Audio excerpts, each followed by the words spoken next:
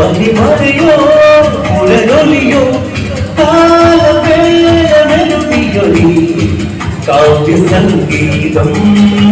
കൈതാരുണ്യം സംഘത്തെ തിന്നും അതിൽ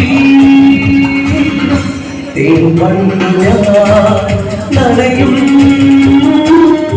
തേൻവണ്ണു ഞാൻ ഒരു മധുരത്തിനാവിൽ ലഹരിയിൽ നിന്നു കുടമുള്ള പൂവിരിഞ്ഞു അതിനായിരമാശകളാൽ ഒരു പൊൻവലതേ തേൻവണ്ണു ഞാൻ അലരേ